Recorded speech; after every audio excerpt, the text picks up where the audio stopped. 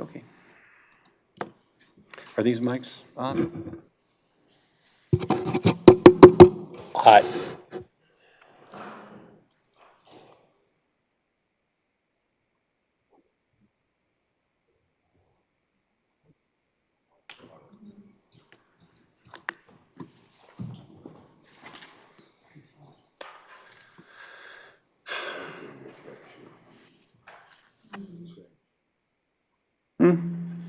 It's very hot. Mics are on. Glenn, is that coming in too hot? It sounds better now.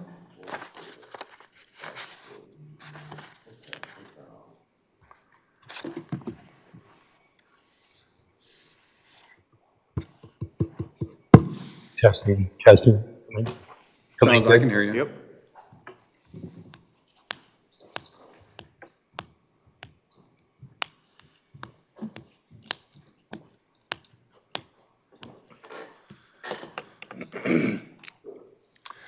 Okay. Good evening. The Charter Township of Plymouth Board of Trustees regular meeting for Tuesday, April 11th, 2023 will come to order. Mr. Clerk, please take the roll. Trustee Stewart. Here. Trustee Monahan is excused. Trustee Kermy is excused. Trustee Buckley. Here. Clerk Borba here. Treasurer Dorshevitz. Here. Supervisor Heisey. Here. We have a quorum. Okay, how about Pledge of Allegiance tonight will be led by Assistant Chief Dan Kudra. Allegiance to the flag of the United States of America and to the republic for which it stands, one nation, under God, indivisible, with liberty and justice for all. Thank you, Chief. Okay, next we have a presentation, a proclamation here in honor of National Public Safety Telecommunicators Week. And we have Dispatcher Cassandra Bulmer with us tonight. If you could come up to the podium. Come on out. I will not read this entire proclamation, which is quite a time saver, I should say. But this is the week that we honor all of our dispatchers, 911 dispatchers throughout the country. And the work that you perform is critical to our public health and safety, because when you call 911, these are the people that you get first. And they direct the first responders. They decide, who's available and who's not, and they play a critical role in making sure that the emergency is handled from start to finish. So thank you for all you do. We appreciate you. Thank you. Okay. And pass that along to the other members. Yeah. Okay. Thank you. Thank you very much. Okay, item C is the approval of the agenda. So before we start, we have a couple add-ons tonight. These are not major, these are basically administrative and ministerial. The first one is the resolution for the intergovernmental agreement for the park money from Wayne County. Wayne County requires a resolution be adopted. So that is our first add-on, and then we will be voting on that as part of the overall consent agenda. Are there any questions on that? We've already approved this, so we're just going to basically be approving it again and give a copy to the county. The second item deals with bank depositories, and Bob, do you want to explain that one? Yeah, this is ministerial as well. This is, each year, the board is supposed to approve the bank depositories and investment organizations that we use. So that's what this is. It should be done at the beginning of the year every year, and I just missed it this first time. It's not a problem. Any questions on that? All right, now item G in the consent calendar, item D2G is the Police Department carpet painting and countertop project. What we have in front of you tonight is the revised resolution that reflects the correct title of the resolution. The resolution that is in your agenda pack, it was for an earlier police project, and there was just an error in the editing of that. So what we're voting on tonight is the resolution that is in front of you. There are no changes, substantive changes to the resolution. All we've done is change the title of the resolution to reflect what we're really voting on tonight, which is the department carpet painting and countertop project. Is the depositories part of the consent? Yeah, would Yes. you like that? I should just, yeah, that's fine. I should just add that there's a new one added, which was Community Financial Credit Union. Okay. They do a lot in the community, and Right. we'll deposit some of the water and sewer funds there. Okay. Also then, everything else on here are easements for ongoing projects or rights of way. So what we're going to do is I'll entertain a motion to approve the agenda first, and then we'll move on to the consent agenda. Mr. Supervisor. Clerk. I move for the approval of the agenda for today's meeting, April 11th, 2023. Okay, is there a second? Second. Second by Treasurer Dorshevitz.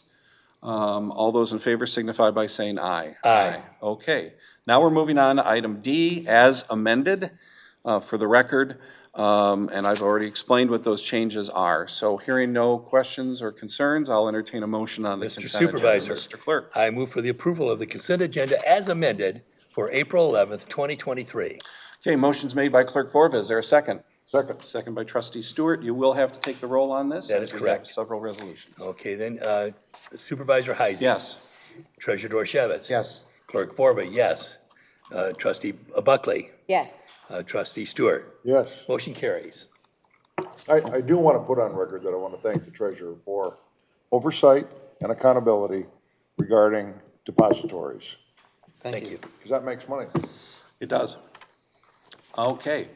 Item E is public comment, limited to 3 minutes. This is not your only opportunity during the evening. We will have public hearings tonight on 2 different items, and we will also entertain questions on individual agenda items if they are germane to that particular topic. And there will also be another public comment period at the end of the meeting. We just ask that you limit your questions to, or comments to 3 minutes. Come on up. Yep.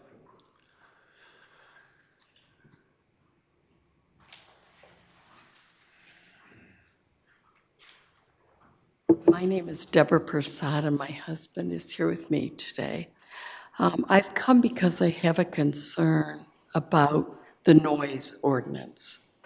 And I have the privilege, I guess, of having a couple neighbors in Woodlawn North who have in-ground pools who, it's all summer long, it's beach party. And that involves playing music over speakers from maybe 9 or 10 a.m. until 8 or so. Sometimes they kick the karaoke machine that broadcasts karaoke.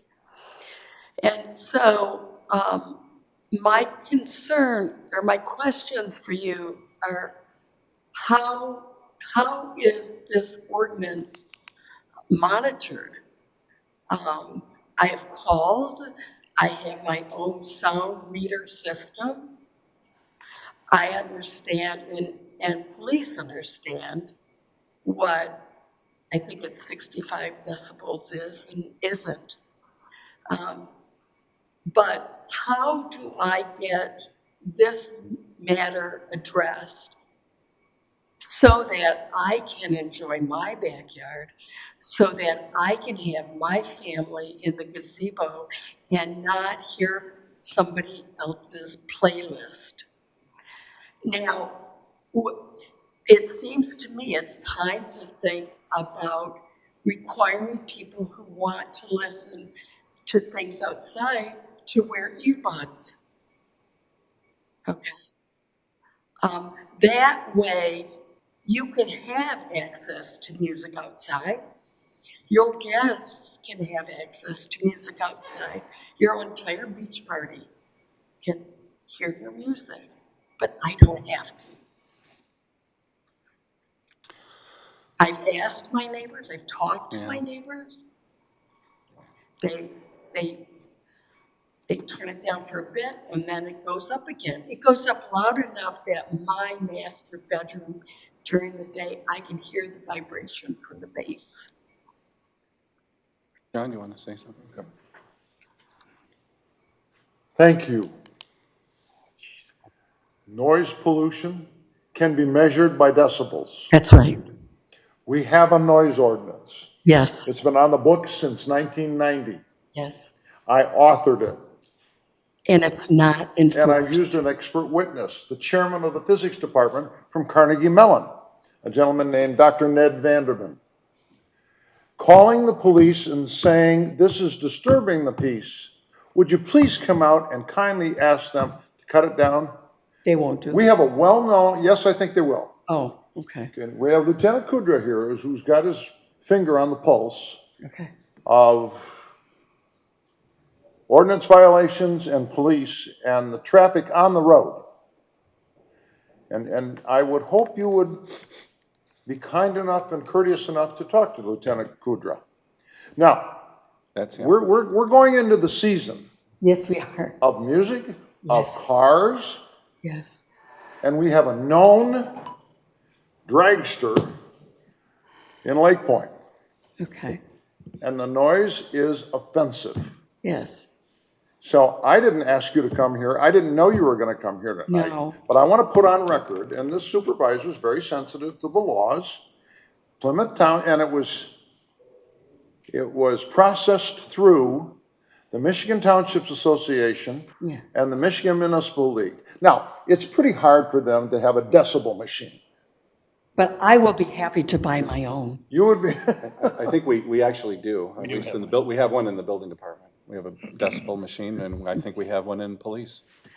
No, we don't, but we have one in the building department. When I call I've talked to them several times, and they'll turn it down for 2 minutes or 3 minutes, and then it goes back up.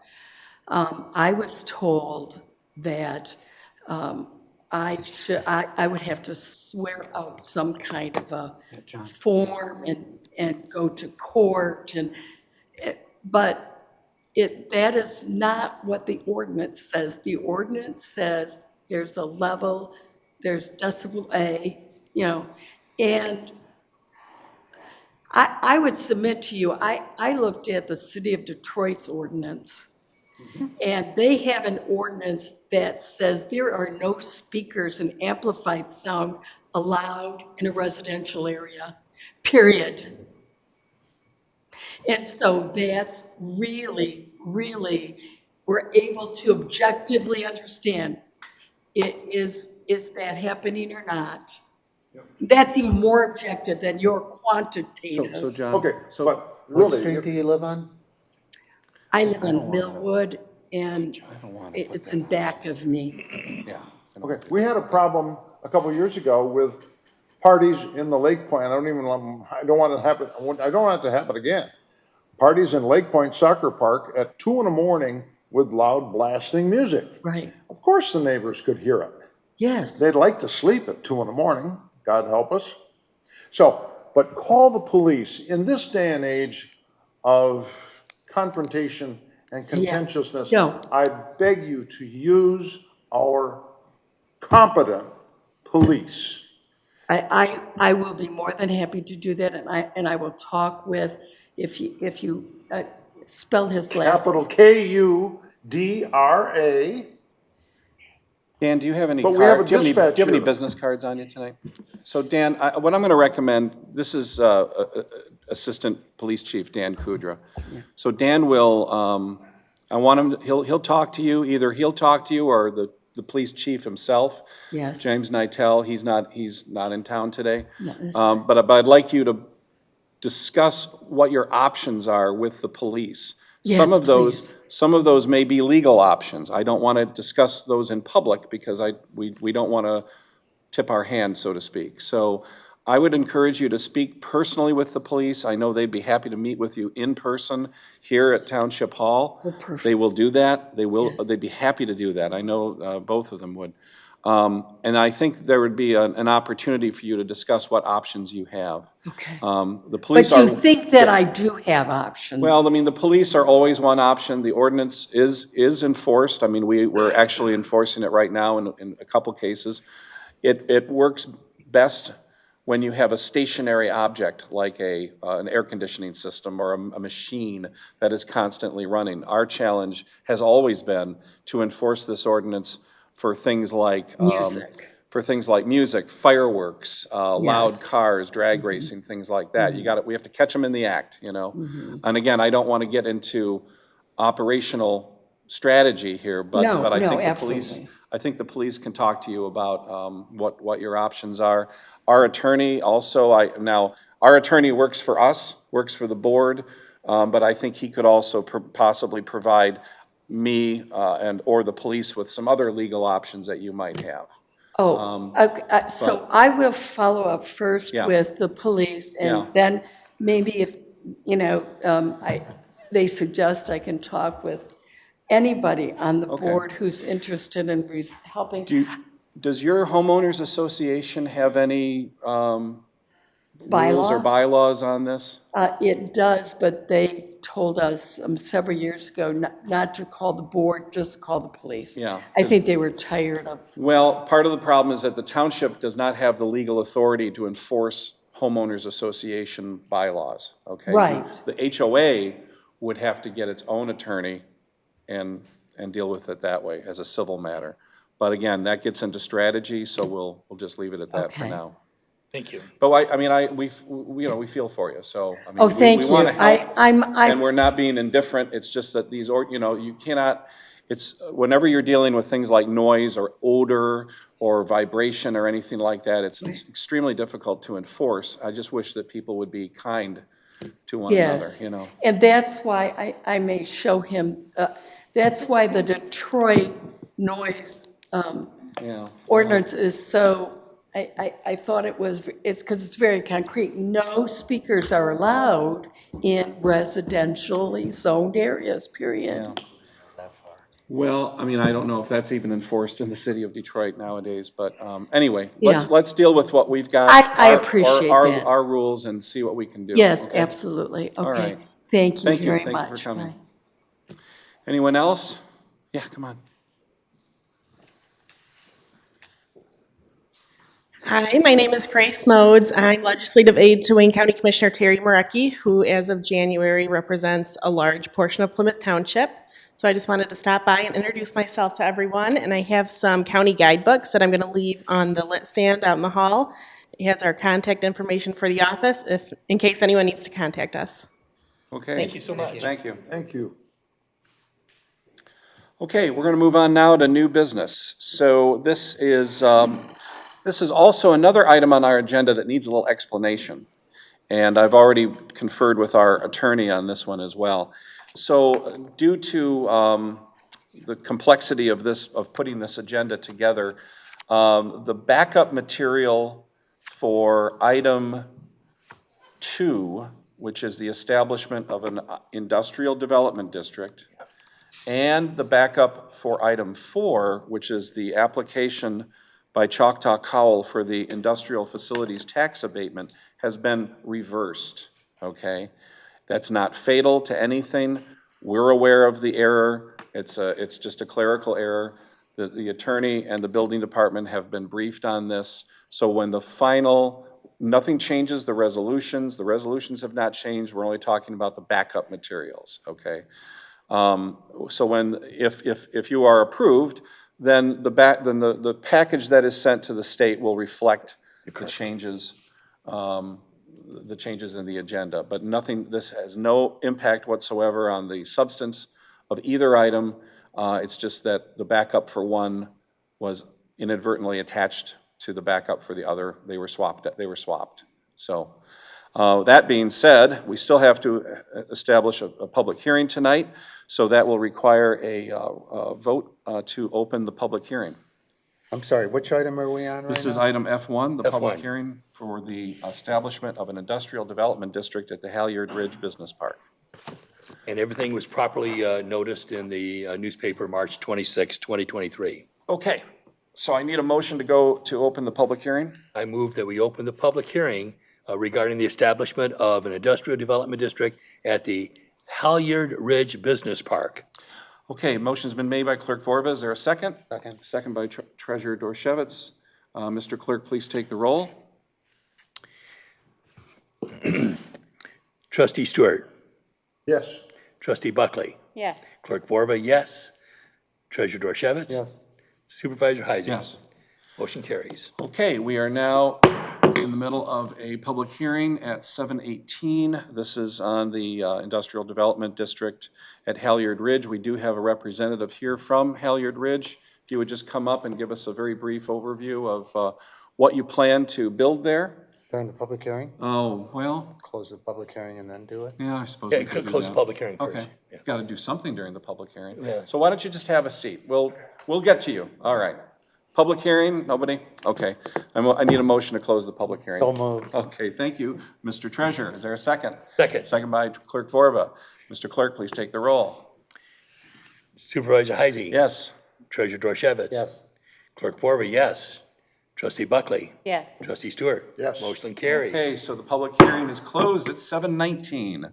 We're moving on to item F2. This is the establishment of Industrial Development District for Halyard Ridge. Now we can have the representative of Halyard Ridge come on down and tell us what you're proposing to build, and then we'll have the presentation later by Choctaw Cowell. I realize there's going to be a lot of overlap between the two, so don't hesitate to. I think we're going to be very interested in both of you, but let's focus right now on what you propose to build at this site, both now and hopefully in the future as well. Yeah, let me just grab a couple exhibits here. I think we've had these here before, but we will show them again. Is this okay to put it? It's okay for us, but the public can't see it. But Could you do it on the chair? I'm sorry, I'm kind of vertically challenged. how about the easels? And it's better to turn it towards the camera, or? There's a camera, that one up there that can shoot it.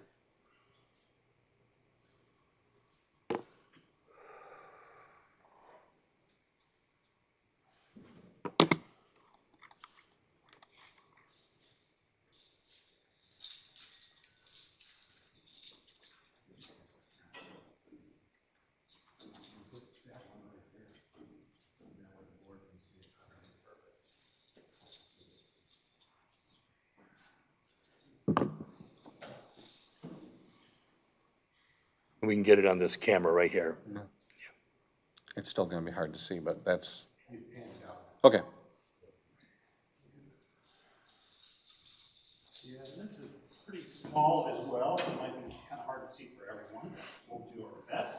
Now you're still going to have to go over to the mic so we can hear you.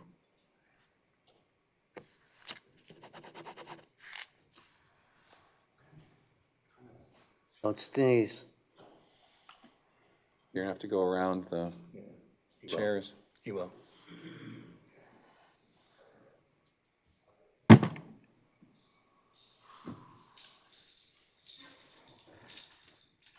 Is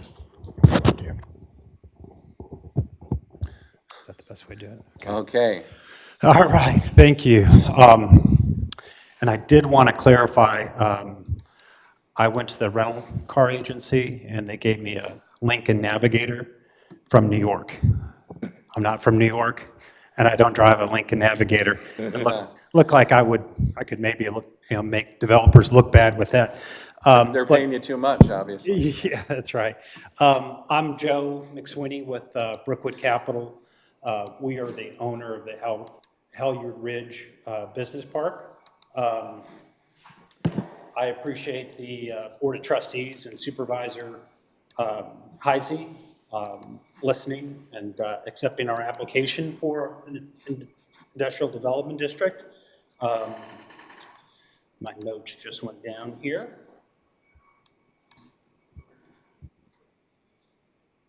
So just kind of as an overview, so we bought the property about a year ago from Adient. It's about 100 acres. Our plan right now is once it's fully built out, it'll be about a 1 million square foot industrial park. We just started construction on our first building, which will be about 286,000 square feet.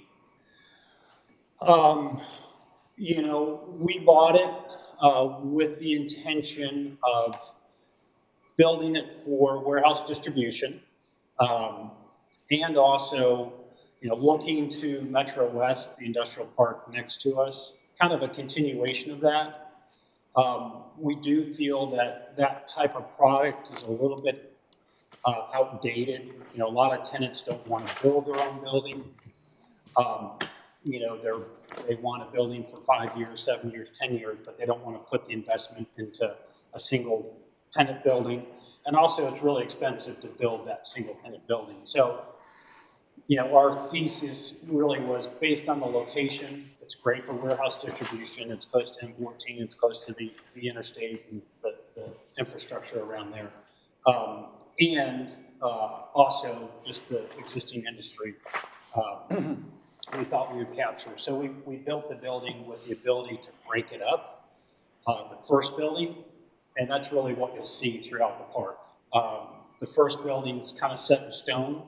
The rest of the buildings are really concept. And we try to keep the development as flexible as possible so that we can accommodate the market. You know, so if somebody comes along and wants to build a suite, we can accommodate that.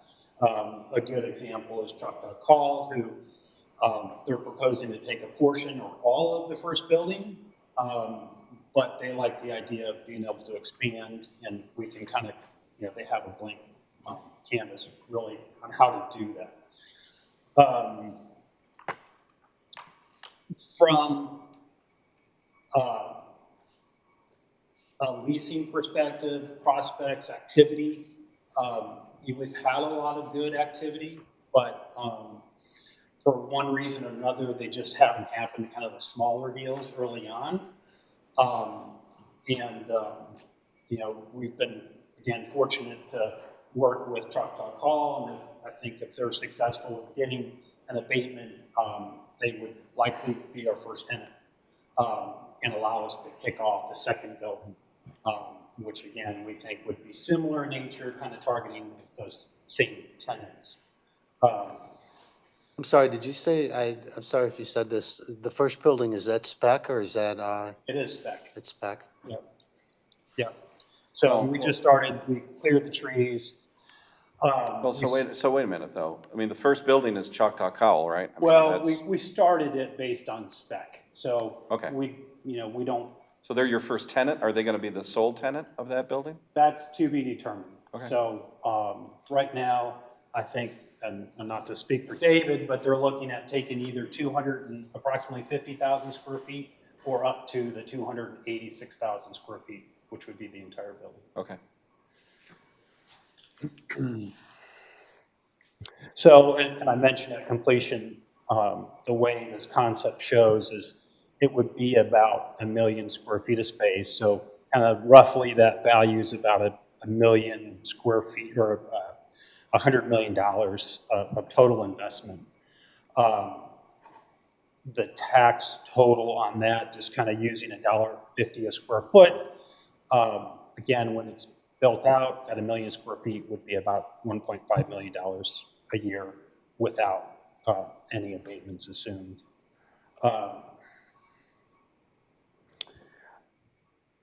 Any questions on kind of the concept? So the building on the far left, that's the first building. Does it take that entire footprint? It does. Man, that's huge.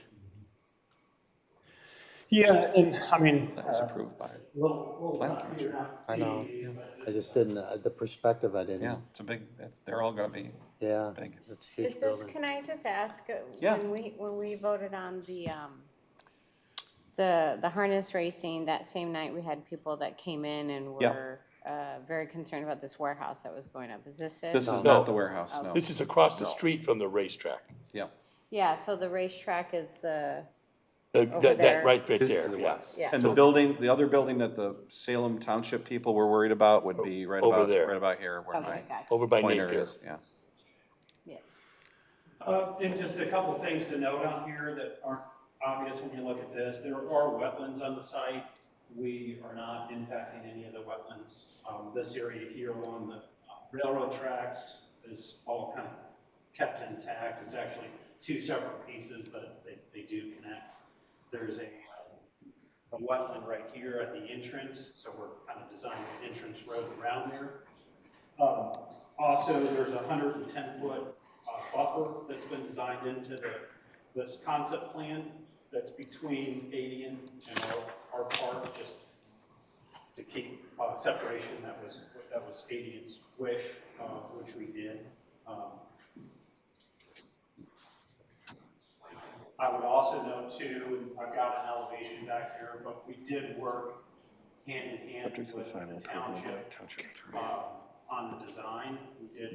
We provided an upgraded facade, and trying to keep a high-tech appearance to the park. We've upgraded a lot of our landscaping, again, working with the township, third party. The gray area to the right of the building that's the story, or the... Yeah, thanks for pointing that out. Right here is about a 7-acre outdoor storage lot that's been designed into the park. To point out kind of how that will look, so we're worried about what it's going to look like, because we want, the entrance especially to be attractive.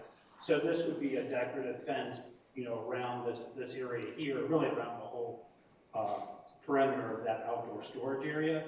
But all this is berming in here, which I think is about 10 feet high. And then also when you come in here, that whole area is elevated just because of the natural topography of the site. So when you come in, you really won't be able to see that that's an outdoor storage area. And you have been approved already by the Planning Commission, the Zoning Board. Planner Laura Haw has signed off on everything. So we're not, these are great questions, but this has been totally approved by all other regulatory bodies within the township and our planner and our engineer. So, okay, any other questions? And you understand that the development of the industrial district would encompass the entire triangular parcel here. And then what Choctaw is going to ask for will be an abatement for this entire building or a portion of that building. We'll find out later. Whatever they use. We can talk Okay, about that. we'll find that out later. So it's a difference between two bays. Two bays is approximately here. It's a difference of about 30,000 square feet, whether they take a portion of the whole building. Okay, we'll have to know that within a certain period of time because we have to notify the state. So the state, we can't guess or we can't say, well, it might be 200,000, it might be 230,000. I think we're going to have something more specific. Is that right? Yeah, and what I did, and I guess we should have clarified that, but in the application, we provided a cost basis based on 255,000 square feet. Okay. Then not taking the whole building because we wanted to be conservative in that estimate. Okay. Okay. What about the outdoor storage area? Is there, I'm not a tax expert, but does the abatement extend to the storage area? Because that's all going to be personal property. It's going to depend on the use. Okay, because I think the use is for storage for, at least for now, storage for DTE equipment. Yeah, I don't think that's going to qualify. Yeah, that would all be personal. Okay, all right. And I think David can answer that question as well as kind Sure. of the uses on the outdoor storage area, and kind of who that is. Now, just for the edification of the board, by designating this as an industrial development district, that is the foundation for anybody in the future who wants to come for a tax abatement. So like these other buildings here, if that's, I don't know, let's say this is, General Motors, they're going to have to come and ask for their own abatement for that building. Yeah. Okay? Right. And same for the others. So this is only talking about this building here. If these properties want, and if they qualify for a tax abatement, they would still have to come to the board for an approval. Mr. Supervisor, Okay, any other questions from the board? Moving on, okay, Mr. Clerk. I move that the Board of Trustees adopt the attached resolution 2023-04-11-23 establishing an industrial development district for the parcel on Ridge Road south of 5 Mile for the Halyard Ridge Business Park, also known as MITC Parcel 14, subject to the final approval of the Township Attorney. Okay, motion's made by Clerk Vorva, is there a second? Second. Second by Trustee Stewart. Mr. Clerk, please take the roll. Clerk Vorba, yes. Trustee Buckley, Yes. Trustee Stewart, Yes. Treasurer Dorchevitz, Yes. Supervisor Heisey. Yes. Motion carries. Very good. Congratulations. Great, thank you. Okay, now we need to open a public hearing on the IFT application for Choctaw Cowl Company at the new facility at Halyard Ridge. And again, So, Mr. Mr. Supervisor, Clerk? this was properly published in the newspaper of general circulation, again on March 26th. Okay, so is there a motion, Mr. Clerk? I move for the opening of the public hearing. Okay. Application for Choctaw Call for the Halyard Ridge Business Park. Okay, the motion's been made. Is there a second? Second by trustee Stewart. Mr. Clerk, please take the roll.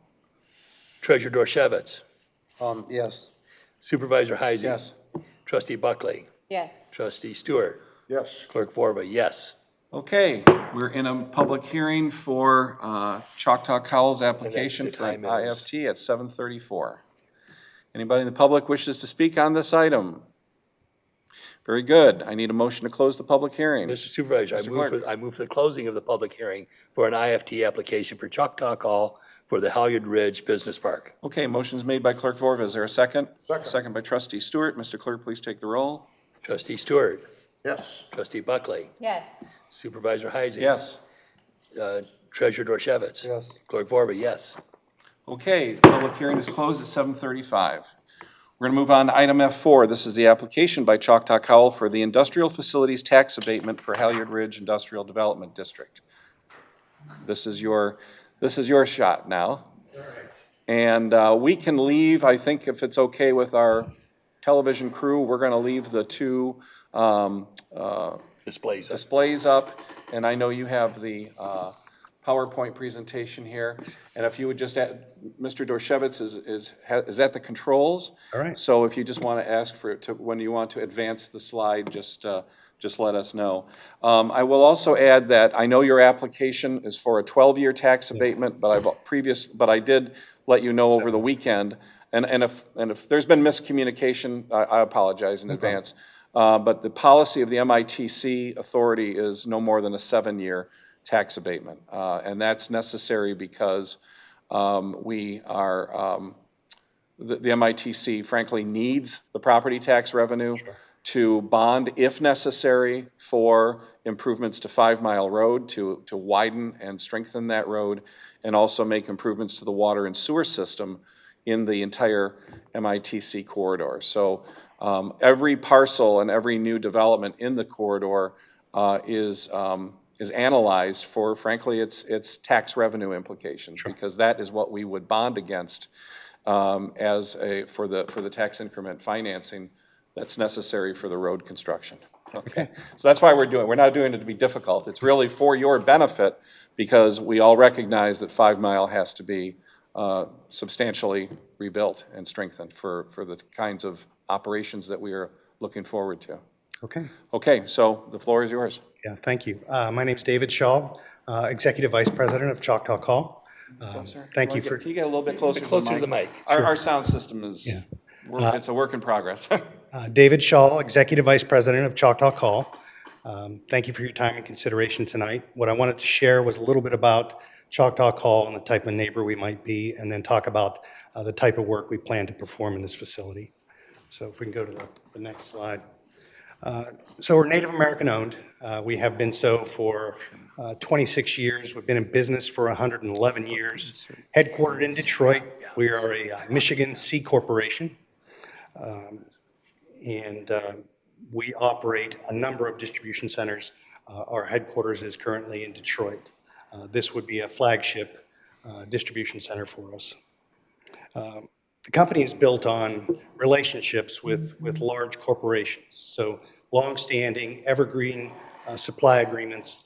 We've been doing business with Ford Motor Company for 86 years, General Motors for over 50 years, DTE for over 25 years. So lots of large corporations that we earn their trust, and therefore they help us grow our business. Go to the next slide, please. So some of the recognition that we've received from some customers that you might recognize, and then our customer base is broad, and that's important to us. Both Chrysler and General Motors filed bankruptcy on us in 2008, 2009 timeframe. Had we not been diverse with a number of different customers, we may not have survived that. So the diversity of customers is very important to us. You see our revenue eclipsed $500 million for the first time in 2022. So we're medium-sized company, 400 employees, and growing. So you'll notice we also focus in trying to spend in Michigan and also trying to spend with women and minority firms. So that's a focus that we take on. Next slide. So these are the type of materials that customers come to us for. So it's simple stuff, consumables like towel and tissue, bathroom type products, safety products, pipes, valves, and fittings, wire and cable, things of that nature. So it's what customers would refer to as indirect materials or maintenance, repair, and operations materials. Next slide kind of demonstrates the breadth of the customer base that we have. You see lots of Michigan-based companies here, but the intention is to support also Ohio and Indiana customers out of this facility. Next slide shows our footprint. This is where we operate distribution centers from. So we're obviously throughout the Midwest and on the East Coast. Not a lot once you get us past the Mississippi River. Like I say, Plymouth Township would be our largest and most strategic distribution center. Next slide. This slide just kind of goes over what we do in the different distribution centers, kind of who we support and what we do for them, and the number of employees that are located in these distribution centers. So in total, 925,000 square feet throughout the U.S. And again, this one will be our largest. Next. So what we'll do out of this facility is manage and support inventory that's dedicated to our customers. So we don't buy material and hope that people buy it. We have forecasts from customers that we bring in inventory. We might have a month, we might have 3 months based on the lead time that it takes to get the materials. But these are planned type of materials that move rapidly. So we would expect that this facility would have roughly $22 to $24 million worth of inventory at any time, and we'll turn that at least 6 times annually. So it'll be a busy facility. And like I say, a lot of these are very light products. They're consumable products that for example, gloves in an automotive manufacturing facility. I mean, we're delivering pallets a day, and these things just get consumed, chewed up, and spit out. We'll operate the facility from 6 a.m. to 6 p.m., and we'll be open on weekends when necessary to support storm activity, that type of thing. We'll have technology with regard to RFID scanning and inventory management. We'll have 20 employees transferred in day one, and then we'll hire probably an additional 12 to 16 in 2023, because we won't be in this facility until December of 2023, and then we'll add headcount again in 2024. Is the picking automated? The picking will not be automated. So it'll be automated in terms of when you receive, you'll be scanning something, putting a label, putting it into a bin location. And then when it's time to pick it for a customer, it'll tell you which bin to go to pull it. But a lot of this is custom packed material.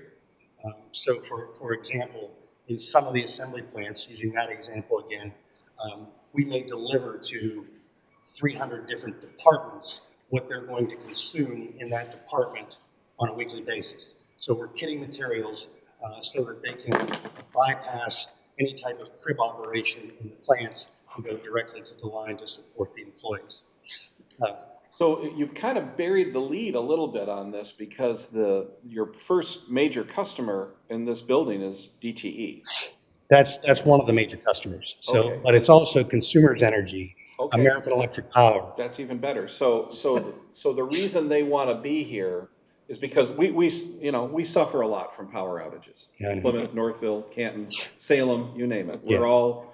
We seem to get it worse than most areas do. And so to me, the opportunity to have DTE and possibly other utilities literally in our backyard, I think I would hope will improve response times when we have outages. So, I mean, I think that's a huge selling point for us. Without a doubt. And I hope you see that as an asset, because I really do. I mean, they're going to have access to the material right in your backyard. Okay, thank you. Yeah, so they're going to get better support from us because we're here, and as customers, you should enjoy better service for that reason. I would hope. Finally, the capital purchases. So you'll notice the year one is pretty significant, buying machinery, packaging, things like that. We'll have some specialty tooling, some wire cutting material, so we actually cut wire to length. So for example, if you were going to get new street lighting in Plymouth, we would stage every pole, every luminaire, every bulb, every nut and bolt that would go, section by section, street by street. It would be delivered to the site, ready to put up with kits. So it makes it easy for the utilities to do the business they do. Other personal property, computers, obviously, furniture, fixtures, things of that nature. Total spend, we're estimating at $2.2 million in the first 3 years. What did it say, 70, how many employees do you expect? 76? Was that the number? So 76 you saw is what we have in Detroit. In the first year, in 2023, we'll have 32 in that facility. And we may add, another 12 to 24 in 2024. Okay. Any other slides we have? That's Okay. it. I wanted to Thank keep you. it short. So do we have any other questions? Yeah, do you guys distribute using like large semis? Like what's your? So typically it's box trucks. So what's a Bosch truck? So it's about 26-footer enclosed trailer delivered to customer sites. Okay. So the outdoor storage, is that predominantly for DTE? No, I would say it's predominant for all utilities. Okay. So, the big stuff outside are poles, cross arms, wire, cable, things like that don't need to be inside. So will there be any training done on site by any of the utilities? Are they going to be training their crews to operate or install any of this material? No. So any work that's performed in the building will be performed by our employees. Okay. And then there will be some training on hand tools and power tools. So we'll operate a small repair center in there where we can train employees to use those type of tools. But largely, this will not be a facility where DTE employees frequent. Okay. Is it possible, and I don't want to put you on the spot, is it possible that you may want to consider expanding into any of these other 4 proposed facilities? It's very possible. Okay. Yeah. We're, like I say, we're growing, and we've asked for first right of refusal on the next building. Okay. But again, the tax abatement for tonight is only for the first building. Correct. The building that has been approved by the township already for construction. Correct. Okay. Any other questions by the board? Mr. Supervisor. Okay, yeah, One John. comment. Yeah. Our highly sensitive and intelligent supervisor has mentioned, you'll be hosting consumers and DTE. Mm-hmm. I have some acquaintance with Indigenous peoples in Canada. Mm-hmm.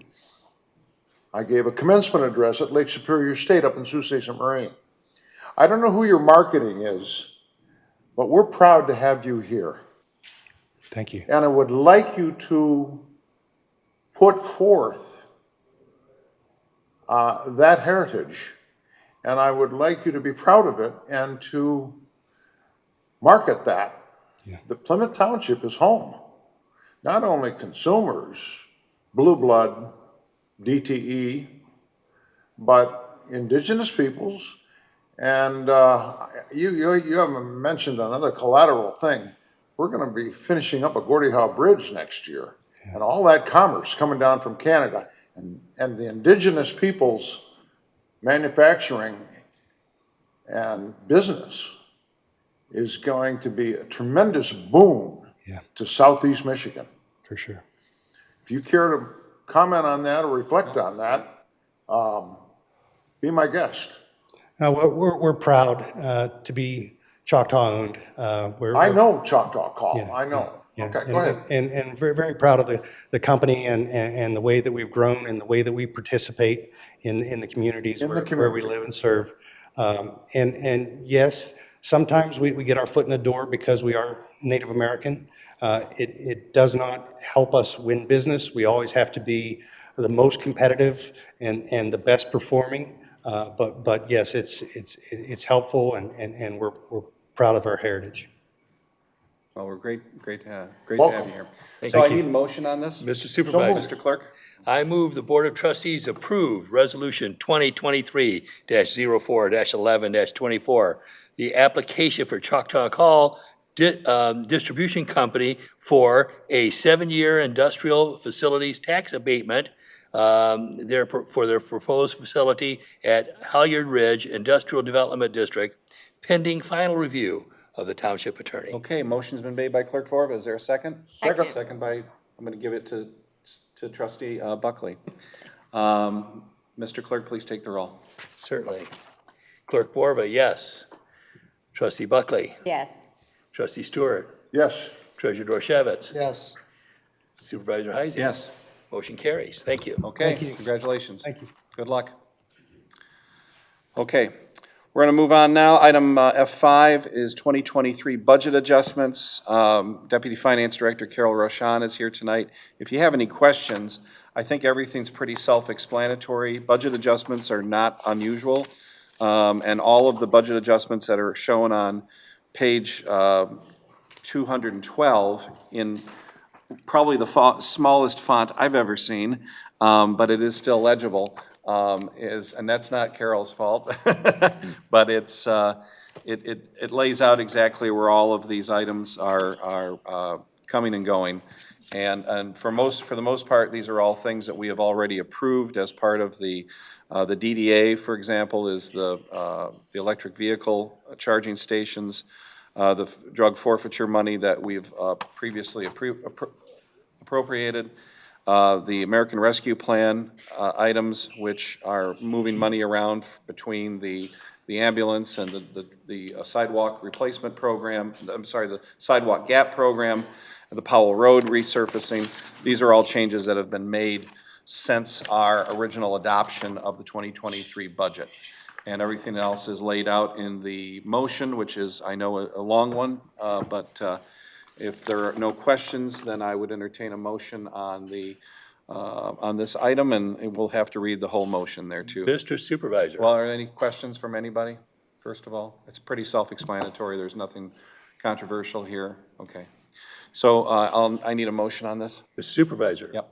I move that the Plymouth Township Board of Trustees hereby adopt Resolution 2023-04-11-25, authorizing the Finance Director to amend Budget 4, General Fund Appropriations in the amount of $162,600, and a budget cancellation in the amount of $67,000, recognizing Downtown Development Authority Fund revenues in the amount of $25,000, appropriating ARPA funds balance in the amount of $867,600, with budget and revenue cancellation of $67,000 each, appropriating $44,100 to the Federal Drug Forfeiture Fund, and the appropriation of Water and Sewer Fund net position in the amount of $12,600 as proposed to the appropriate fund balance for all funds requested in the accounts as outlined and attached. Okay, I would also add that in the resolution itself, we do make reference to the finance director or designee. Designee. Which would allow Carol to make these changes in her interim role. Any questions on the motion? I need a second. Second. Second by Treasurer Dorchevitz. Mr. Clerk, please take the roll. Supervisor Heisey. Yes. Trustee Stewart. Yes. Treasurer Dorchevitz. Yes. Buckley. Sorry. Trustee Buckley. Yes. Clerk Vorba. Yes. Okay, thank you very much. We still need Carol here, though, so don't go away yet. Let's see, we have item F6. This is rescission of Board Resolution 2019-06-2563. This is an interesting story because on June 25th, 2019, my daughter's birthday, the Board of Trustees unanimously approved a resolution drafted by Treasurer Clinton that set aside $129,244 of unspent revenue from our 2018 public safety millage. You may recall that the public safety millage that was approved by the voters in 2018, we did not start collecting revenue until later I think it was later that year. Would be It December. would have been December of 2018. Right. And so by June of 2019, we had received all the funds for that year. We had received the tax revenue for that year, that tax year, and we had already appropriated the funds, most of that money almost all of it going that year to our pension plan, which was underfunded, and our OPEB, which is other provided employee benefits, which was zero funded at that time by the previous administration that just decided to do everything on a if-come basis, and we got in trouble with the state. So we had to fund OPEB. It was not a joke. It was a mandate from the state. Otherwise, bad things would have happened. So in 2019, we had this reserve. We didn't spend it all. So there was $129,244 that was left over. And Treasurer Clinton and Trustee Dempsey at that time, I think they were afraid that maybe I would spend it on something else. frivolous or crazy, like bulletproof vests or maybe, a new stretcher or something like that. So they were a little worried, and so they decided we all decided unanimously to set aside that money. So 4 years later, that money is still sitting there doing nothing. So what the resolution tonight would do is adopt a new resolution rescinding the old one and allocating this unspent funds in the amount of $129,244 to the township's OPEB account. Okay, so that's totally consistent with the purpose and intent of the millage language. We're not spending it on something frivolous, but it does help clean up our books, and it puts this money back into good use for the benefit of our hardworking retirees and their families, which is what OPEB is all about. So we're going to take this money and we're going to put it in the OPEB Yes. account. Yes. Correct? Okay, and explain to me again, Yeah. OPEB. So that's other provided employee benefits, so that's mostly health, it's basically healthcare. For Healthcare retirees. benefits for retirees. Yep. Okay, all right. And the state requires that we fund that as much as possible, if not At a fully. minimum if not of 40%. fully funded. I think the liability is around 9 million and we're funded around 3. So every year we add to money to that, it. we add that money to We that fund. added 250,000. Right. Yeah. But we Initially lost- $1 million, then 250 But and 250. last year, because of the market conditions, we lost Right. like 10%. Yeah, exactly. Right. So we're still, the end of '21, we're still, the balances that we have is still greater than we started the year with, but not as much because Right. of the 10% loss. Right. And again, it helps to clean up the books, and it's putting the money back to its intended purpose. You had previously given us notice of this. Oh, yeah. Quite some time ago. I mean, we've been talking about this for months. It really started during the last budget discussion because, the former finance director had pointed out that you've got this money sitting there doing nothing, and this will put it to use. Mr. So I Supervisor. need a motion. Yes, sir. I move that the Board of Trustees adopt Resolution 2023-04-11-26, rescinding Board Resolution 2019-05-2563, and allocating unspent funds in the amount of $129,245 to the Township OPEB account, General Ledger Number 101-000-381-000. Okay, motion is made by Clerk Vorba. Is there a second? Second. Second by Treasurer Dorchevitz. Mr. Clerk, please take the roll. Clerk Vorba, yes. Trustee Buckley. Yes. Treasurer Dorchevitz. Yes. Supervisor Heisey. Yes. Trustee Stewart. Yes. Motion carries. Okay, we're going to move on to item F7. This is a resolution to encumber fund balance amounts for various capital improvement projects. And this is coming from myself and the treasurer and the clerk, because we all have our hands on this particular issue. As I like to say, the treasurer collects the money, the clerk accounts for the money, and I get to spend the money. Ha-ha. So that's, so I have the best job. We're in a very interesting situation right now, and that is, we have a healthy fund balance in our budget, and we think it's the prudent thing to do to set aside or encumber some of this money for future capital improvement and other projects. For example, the police department has put together a capital improvement plan for the next 5 years that calls for $3.4 million in police vehicles and 10 years. 10 years, okay, in police vehicles and related equipment. The fire department is $2.5 million.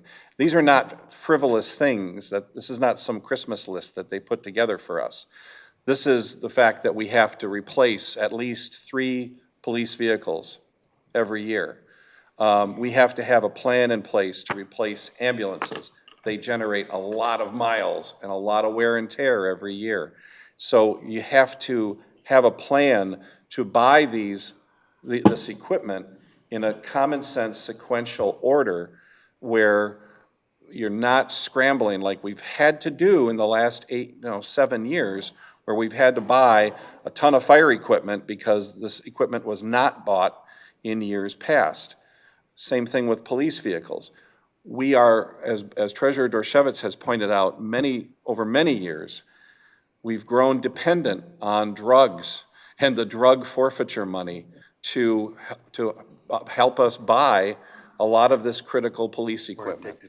And with the lax enforcement of the law in this country, especially as it comes to drugs, with the legalization of marijuana, and with the lax attitude towards drug enforcement in this country, we're not seeing the kind of revenue that we used to from law enforcement. It's not their fault, but we're not seeing the revenue being generated from the government, from the state, and from the federal government like we used to.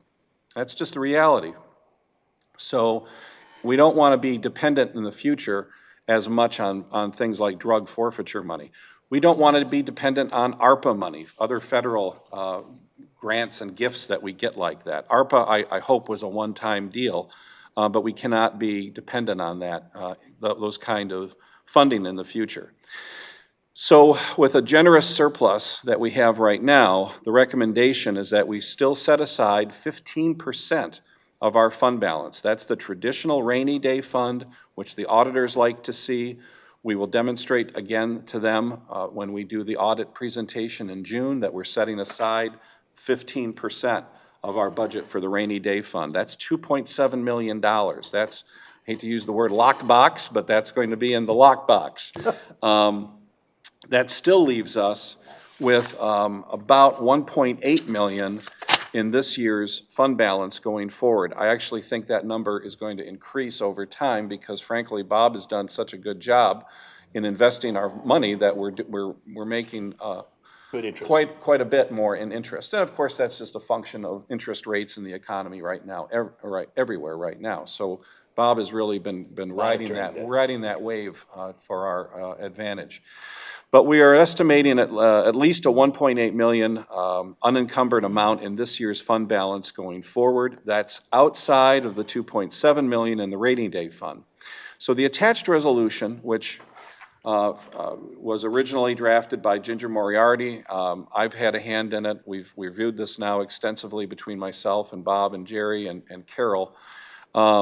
This resolution would encumber this $1.8 million for fiscal year 2024 in the following 5 areas. $500,000 for police and dispatch capital improvement plan, which is attached. $500,000 for fire department capital improvement plan, which is attached. $350,000 for recreational capital improvements. And we don't know exactly what that looks like yet, but we've been spending about 300 or more. What have we been spending on the sidewalk gap project the last couple of years? We spent I close to think 900. we've been augmenting that with ARPA money. Yeah. So it might go to the sidewalk gap. It might go to another recreation project. $250,000 for Township Buildings Capital Improvement Plan. This building here is 17 years old next year. It's in great shape, but we have issues with our HVAC system. Our carpeting's getting a little thin in some places. Pavement out front. Pavement out front has to be replaced. So there are certain issues that we want to get on top of before they get out of control. We do set money aside every year. We set aside $50,000 a year for police, fire, DPW, and this building for emergencies that may come up. We're going to have one at our next meeting, I think, from the fire department. Thanks, guys. But we need more, and we need to do more in planning further ahead for these contingencies. And then I think the other one that I think is really critical is that we're setting aside $200,000 for 2024 election compliance. Because of the changes in state law, we are all in uncharted territory on how we're going to administer the 2024 election. And the law, as I understand, is still being fine-tuned by the legislature. And so we really don't know what the rules are going to be for next year. I know Jerry and his staff have been doing a great job monitoring what's happening in our neighboring communities like Plymouth City and Livonia and Westland. The cities have to administer elections this year under these new rules that are changing, by the week, that have never been implemented before. So we hope to learn from them, but when you think about the technology that we have to do, the remote voting that we'll have to do, remote voting sites, all of these things are going to have to be monitored, staffed. The technology is going to have to be upgraded across the board, and we just don't know what that's going to cost yet. And so that we're setting aside funding for that. Now, we can do further encumbrances in future years based on economic conditions and what our fund balance looks like. This is only for 2024, and the motion that I would ask you to consider will also say that the fund balance, that the Board of Trustees does have the right to redirect these funds for other purposes, such as an unassigned fund balance to maintain the minimum unassigned fund balance of $2.7 million due to economic climate or other needs as desired by the board. So again, we are not buying anything tonight. We are not, these are not necessarily set in stone, but it's very important for us from a fiscal responsibility standpoint, for the benefit of the auditors and frankly for the benefit of the public, that we set aside and encumber these funds so that we can show the public and show the auditors and show other interested parties that this money is not just sitting there, that we are putting together a fiscally responsible plan to address the long-term financial needs of the township, rather than doing this on an ad hoc basis, rather than scrambling at the last minute to buy something that might be falling apart, or rather than relying on intermittent and speculative funds from either the state or federal governments. So this is really an extremely fiscally prudent and responsible thing to do. There's no gimmicks or anything like that. This is just proper but long-term budgeting, and I would urge your support. Yeah, it certainly sounds prudent. Is it going to be regulated in like a separate bank account, or is it just No. staying and it's just Earmarked. No, it's earmarked it's and- basically just earmarked for the future that, we're setting aside that money, it's just putting a label on it, and it's not in a lockbox or anything like that, but it's, the rainy day fund is and should be. But we want to be able to designate to, our auditors and others that, these funds are spoken for, basically, for the future. It's set aside through an accounting mechanism. And it doesn't obligate, since it's only for 2024, it doesn't obligate any future administrations No. to do No, the same. and it can roll over, it can be added on to in future years. But, I go back to the police department. We know that next year you're going to have to buy at least 3 new vehicles. This year, I think we've had to buy 5 because we had 2 vehicles that were destroyed by fire. They burned up spontaneously. Yeah. So, and Don't we already have funds allocated for we the police? have A budget. We do 2-year budgeting.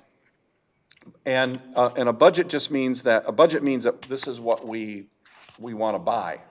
That really is committing us to buying something. This helps provide us with the funding that we need to make that happen. Now, we can say, we've got $500,000 this year in the capital improvement plan for police. Next year, that number might go up to $600,000. The next year, it might go down maybe to $300,000. And if you look at how we operate other governmental entities like Watua, like our water, our sewer system. Our sewer system, we put money, Plymouth, Canton, and Northville, we put money into the Watua fund every year for capital improvement, because sewer systems are always breaking and always having to be improved. They don't last forever. So if you look at it like with Watua, we put a set amount of money in each year, and they have like a 20-year capital improvement plan. They can tell you in 15 or 20 years when something's going to need to be replaced, just by experience. So that capital improvement plan is literally like a wave. There are some years, there's a lot of money in that account. There's some years there's not as much, because they're spending, they know that in 2029, they've got to spend X amount of money on a new pump or something like that. And that's really very prudent financial management and planning. Whether you're running a complex infrastructure like Watua, or if you're running a police or fire department, these guys know what they're going to need every year. And this gives us the ability to plan so that we know what we're going to need, and that we'll hopefully have the money to spend it. Yeah, you can kind of look at it as a forecast, rather than just looking out 1 year. You're saying this ambulance that we just bought has a useful life of 10 years, so we're going to retire it in 10 years, and it's basically forecasting, but it's not set in stone, and things change. Nobody can predict their future, so, but it's a plan. Yeah. So I just wanted to add, you guys did a great job pulling this together, and it's really understandable, and it's at the right level of detail, so thank you.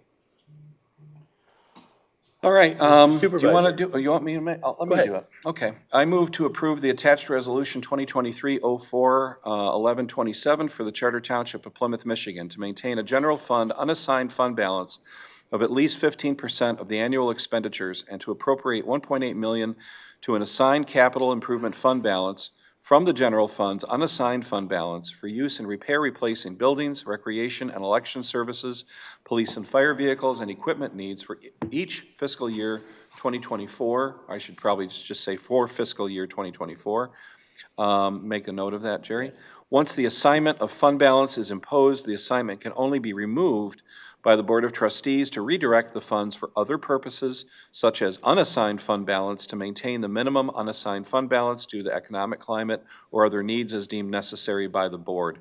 That again, that last sentence just says that if for some reason we have to use our fund balance, the 2.7 million, we can replenish that, or if there is a economic calamity or of some sort, then we can obviously use this money for maintaining basic services. Will that have to be voted on again? if we Yes, make a that would change? have to come Okay. before the board, and that would be a recommendation of the three of us and also the finance director at that time. So, and that would apply whether that's for us or for a future board, you know, they would still have that flexibility. But anyway, we've gone over that. So I made the motion. Is there a second? Second to your motion. Second by trustee Stewart. Mr. Clerk, please take the roll. Supervisor Heisey. Yes. Trustee Stewart. Yes. Treasurer Dorchevitz. Yes. Trustee Buckley. Yes. Clerk Forber, yes. Motion carries. Okay, I don't see anyone in the public tonight who has not already spoken. So we're going to move on to board comments, and we'll start with Jerry. Thank you, Mr. Supervisor. Again, we're getting ready to start our audit process later on this month. We're in good shape, and that's going to be starting at the last week of April, and we should be completed by the end of May. Additionally, myself and the other clerks of Wayne County will be meeting tomorrow in Livonia, and we will be discussing some of the things that you had talked about earlier today about what we can expect to have to do in the upcoming election process, pending, of course, any changes by the legislature, and of course, because of the constitutional amendment that was passed in 2022. And so we'll be looking forward to hearing from our legislators and getting some information to help us move forward on that. Okay. Trustee Buckley. Nothing. Okay. Treasurer Dorchevitz. Completed settlement with the county, which means there was all kinds of spreadsheets and forms and filings, and then the county will review that and get back to us sometime in the summer. So that was, that's 1 year, a full cycle now. So now I'm experienced expert. Yeah, yeah. Okay, is that it? John Stewart. My comments would be your comments. Would you please confirm that other communities are passing tax abatements to attract businesses, i.e. Livonia, Northfield Township, Canton Township, and they're pretty much pro forma. Yeah, I mean, tax abatements are not a new thing, or they're not unique. They're all allowed by state law, and communities do them all over Michigan to attract and retain businesses, so. So to compete, you gotta do tax abatements. It's like well, not every time, but it's like I've said in previous meetings, sometimes you gotta spend money to make money. Okay, thank you. Yeah. So upcoming events, we have the One Pill Can Kill seminar here at Township Hall on Thursday night at 7. That's being put on by the police to talk about not just drug abuse, but fentanyl, and also how household drugs can be accessed and abused by kids and others. So that's going to be a very important presentation. That's just another example of the great work that the police department is doing in the community. April, let's see, April 25th, we're having a board meeting, and you'll see that agenda eventually. April 26th is the annual HOA meeting here at Township Hall. You should have all gotten invites to that. You do not have to attend, but I know we've had inquiries in the past. Can you elaborate on? That is the meeting that we have we do it either once or twice a year with the leadership of all of the homeowners associations in the township. And so this room will be quite full, and it's a presentation. We try to keep it light, but we end up going for like 2.5 hours most times, and we'll have presentations by relevant department heads and talking about mundane things like trash collection and stuff, but also about taxes and about updates on things that are going on in the township. So it's a lot of presentation, but a lot of good Q&A because the homeowners association leaderships are all different. Some have been there for years and years. Some are brand new and they're learning. So it's a pretty informative session. Is this something that we're sitting in the audience and? You guys would be in the audience. I'll be up in front with Jerry and probably Bob. I think I'm out of town. You're, that's okay, but, you know, You gotta be careful of OMA, so, yeah, Open Meetings Act. We don't want to deliberate on anything. We Yeah. don't want to be, you know, polling each other at this meeting or anything like that. It doesn't quite fit into the category of a social or chance gathering. It's certainly, we want it to be a social gathering, but as long as we're not debating or discussing issues, darn, I had my mic off. As long as we're not discussing or debating issues, or making decisions amongst ourselves, we're okay. Let's see, and then we have, the drug take-back day is coming up on Saturday, April 23rd. Drug take-back day, Chief? I believe that is correct. So, and that's all up on our Facebook page right now. If you go to that or our website, you'll get more information on that. We literally collect tons of pills every year, and prescription drugs? prescription drugs, not over-the-counter drugs, anything that you want to get rid of, you can drop it off here at the police station that day. We now have a deal with Kroger where you can drop it off at Kroger's as well. It's no questions asked, you know, we don't accept sharps or anything like that, but Take it and destroy it.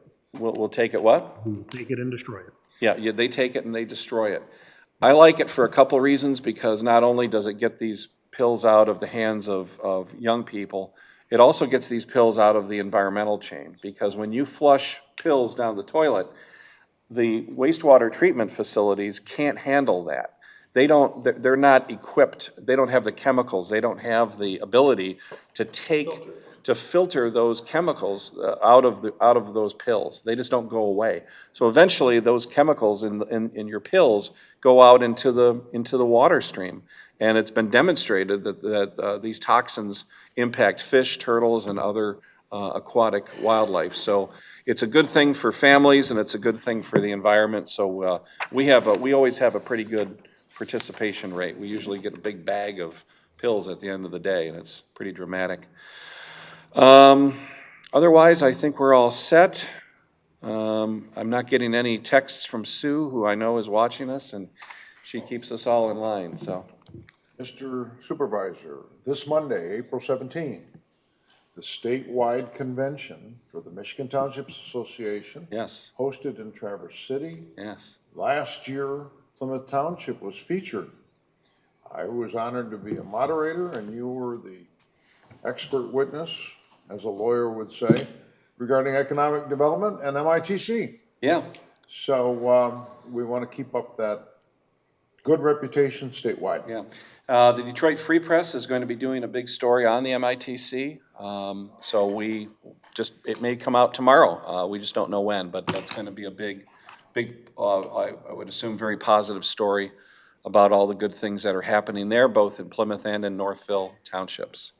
And no one's attending the convention this year? I am not attending the convention, so. I'll be attending, representing Spelling Decker as Ah. an exhibitor. All right. Yeah. The engineers will be there. Good for you. So you're buying.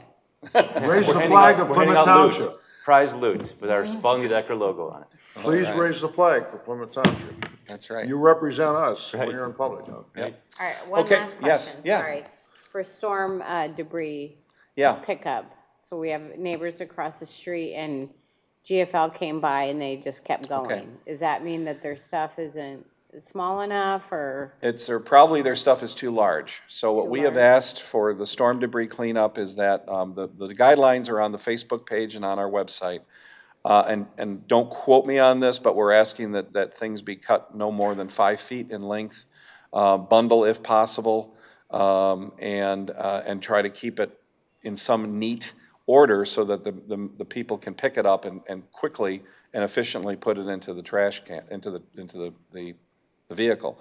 I've seen cases where I've seen tree branches that are just sitting out there, not trimmed, not cut, nothing. And I mean, the GFL guys do not have they don't have a chipper.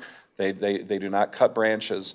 So if people have gone beyond the recommended guidelines, GFL is not going to pick it up. So that means I that, might need to say something, because at So- first, I know they hired someone yeah. and they sawed it all up, but it's kind of just sitting like this in a big pile. and Yeah, think I mean, in that's some why. cases, they are unable to move it due to height, weight, or length of the branches. And, you know, I know there are still some spots in the township that have not been addressed yet, and GFL is doing the best they can. We're not the only ones.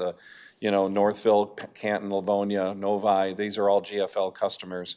And again, if we provided this as a service, taxpayers are going to have to pay for it, and this is the most cost-effective solution, because right now you can't go out and hire, for example, Davy Tree Service or somebody.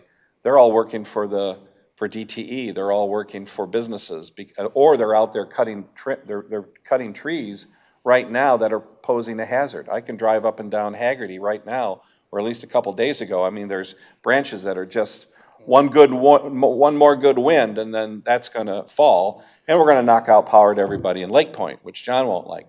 So it's going to be right now. Everybody's being taxed to the max on this. But the other option is, if you can find a private company to take it away, that's always an option. This was a disaster that really, I don't think we really fully anticipated. I mean, we think about trees and branches coming down in a summer storm, a straight line wind, or a quasi tornado type event, and we've all seen that in our lives. But the volume of debris and the volume of damage that was done was pretty severe. I think in hindsight, I think maybe Wayne County should have asked for a disaster declaration. I think that would have been prudent, because at least that way we could have been reimbursed by the federal government for some level, some percentage of disaster relief. But Yeah, and they're starting early pickup, you said, April 18th? Is that what I saw? Who? GFL. No, they're just regular yard waste. They started already. They start April 3rd. Oh, April 3rd. Yeah. Okay. So if you put out you can put out your normal yard waste bags. The rules change for normal yard waste. So that's your bag, or then things have to be bundled and cut to a smaller degree, smaller size, and those rules are all up on Facebook and our website as well. So we're asking that people adhere to those rules now that we're in normal yard waste collection season. So just do the best you can. Yeah, okay, great. Need a motion to adjourn. So moved. Motion by Trustee Stewart, supported by Clerk Vorba. All those in favor of adjournment signify by saying aye. Aye. Aye, we're adjourned. Good meeting.